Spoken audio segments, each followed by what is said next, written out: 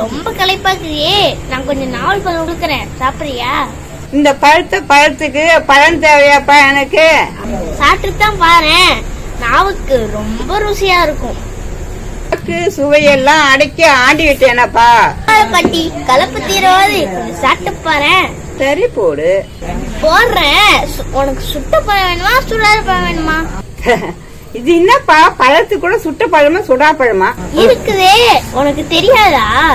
சுடா பழமே போடு. சுடாத பழம் வேணுமா? போறேன்.